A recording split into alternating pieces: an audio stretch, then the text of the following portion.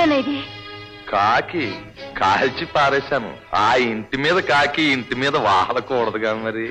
వాళ్ళకి మనకి అంత విరోధమని పాపం ఈ కాకి ఏం తెలుసు నాన్న? తెలిసి ముట్టుకున్నా తెలియక ముట్టుకున్నా నిప్పు నిప్పే కదమ్మా, ఊరుకుంటదా? కాలుతుంది మరి. మన ఇంటి మీద కాకి వాళ్ళ ఇంటి మీద వాలిందని కాల్చేశాడు రుద్రయ్య. తుపాకి వాడికే కాదు నాకు కూడా ఉంది. తొందరపడకు బాబు, వాడు అసలే మంచి మనిషి కాడు.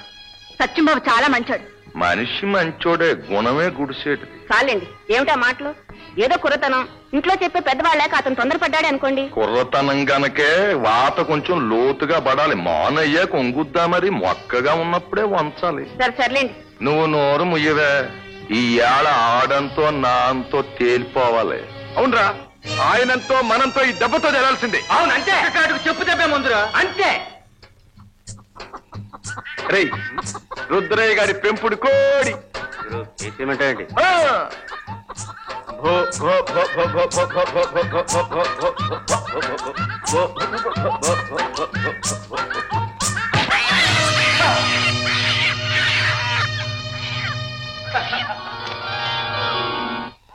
అహాహ భోజనంబు వింతైన వంటకంబు కయ్యాల వారి కోడి అయ్యింది భలే రోజు. నారిగా రా.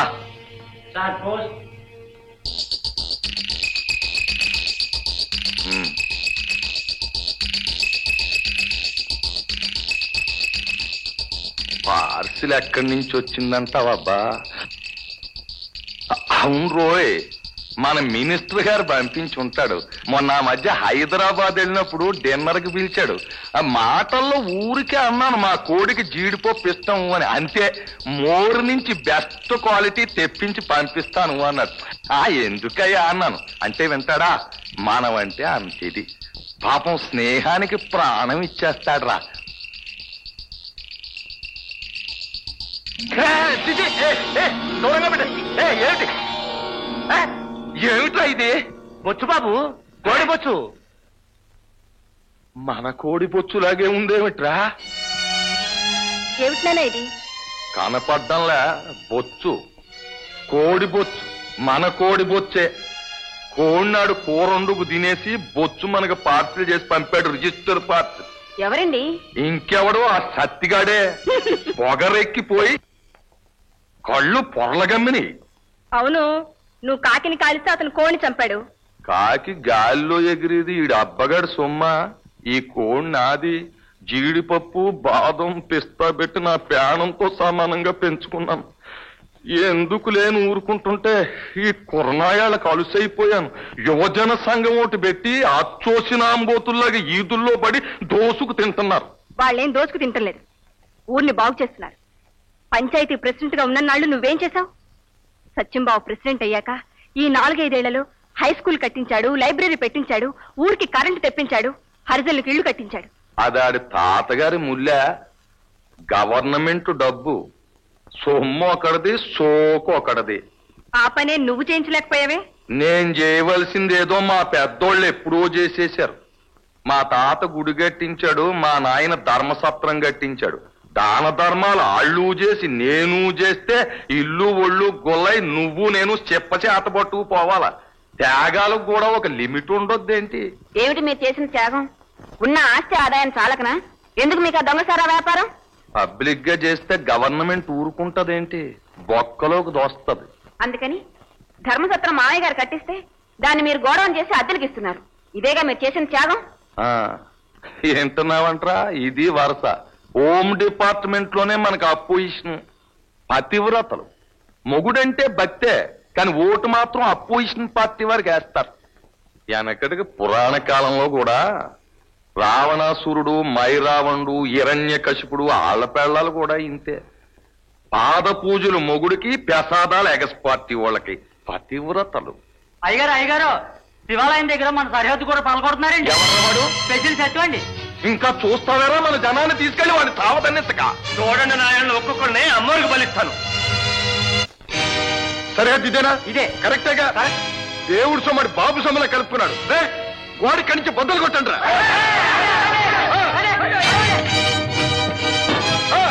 కొట్టండి.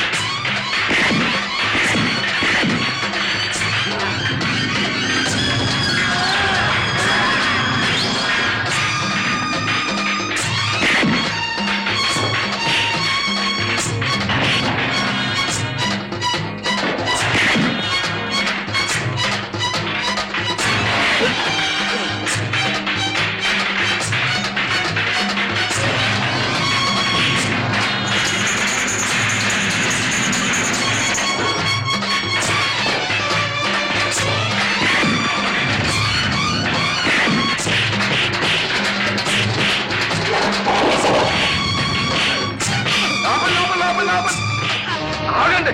ఏంటి ఏంటి హింసాకాండ? సమస్యల్ని శాంతియుతంగా పరిష్కరించుకోవాలి, అది మన ఫిలాసఫీ. అది నీ పిల్లసాపియా? అందుకే నయ్యా అలా రౌడీలను పంపించావు. మరి మీరు చేసే పనేంటి? ఇది తటసమ్మతం. ఇదిగో నీ సరిహద్దు దాటి 2 గజాలు దేవుడు స్థలం ఆక్రమించి గోడ కట్టావు. ఆ గోడ తీసేయమని నీకు 2 సార్లు నోటీసులు ఇచ్చావు.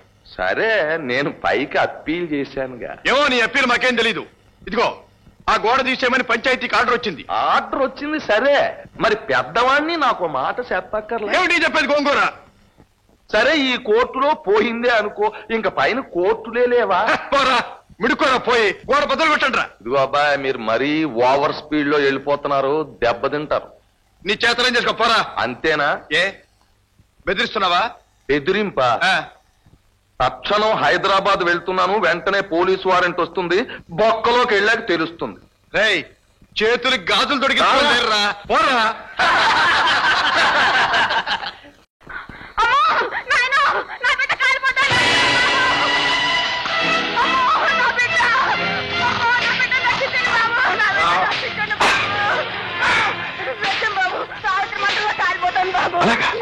మరి భయపడ.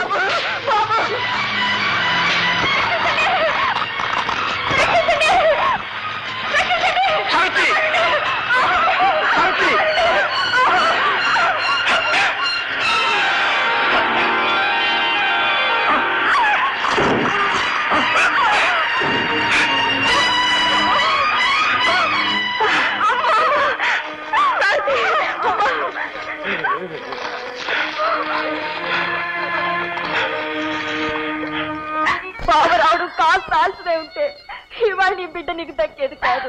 అమ్మా, ఈవేళప్పుడు వంటింట్లోకి నువ్వెందుకు వెళ్ళావమ్మా? వంట ఆవిడ సుబ్బమ్మ ఏమైంది? లేదు, ఇంటికి వెళ్ళింది.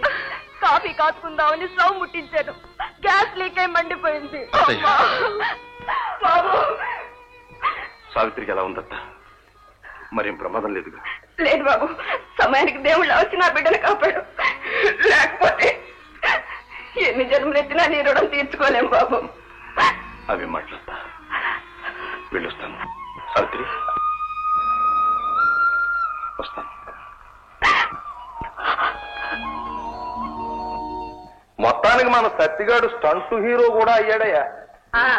సమయానికి ఆ అబ్బాయి కనుక రాకపోతే రాకెక్కడికి పోతాడే, వాడు ఆ పక్కనేగా ఉండేది. అంటే ఓసి ఎర్రి మొగమా, అమ్మాయి వంటింట్లోకి వెళ్ళడం చూసి ఆడే గదే నిప్పెట్టింది. చాలే ఊరుకోండి, ఎవరైనా వింటే నవ్వుతారు. నీలాంటి ఎర్రి మొగాలు నవ్వుతారు, మరి నాకేం కర్మ. నా దగ్గర ఈ సినిమా స్టంట్లు మనం సినిమాల్లో చూస్తున్నాం కదయ్యా. హీరోయిన్ ఒంటరిగా పోతుంటది, హీరోగా 4 రౌడీలను పంపుతాడు, వీళ్ళెళ్ళి దాన్ని పట్టుకుంటారు, అది లబో దిబోమంటది. ఆ పక్కనే ఉంటాడుగా మన హీరో, వీళ్ళెళ్ళి అమాంతం వాళ్ళ మధ్యన దూకుతాడు, ఓ ఫైటు. ఈ రౌడీగాడు దెబ్బలు తిని పారిపోతారు, ఆ హీరోగాడు పెద్ద పోజెట్టు నిలబడతాడు, ఆ హీరోయిన్ డెళమోగం వేసుకుని ఈ ఎర్రి చూపులు చూస్తూ నిలబడిపోతాయి. అంతే, లవ్ డూయెట్. ఎవరికి తెలీదు ఈ సినిమా టెక్నిక్. ఈ కుర్రకారుతో యాగలేకుండా ఉన్నాం. గొడ్లకని మా దొడ్లో పాక వేయిస్తే గోడ బజార్లో ఉందని మొత్తం పడగొట్టించు. సర్లే, ఏదో సామెత చెప్పినట్టుంది. రోలు వెళ్ళి మధ్యలతో మొరట్టుకుందంట.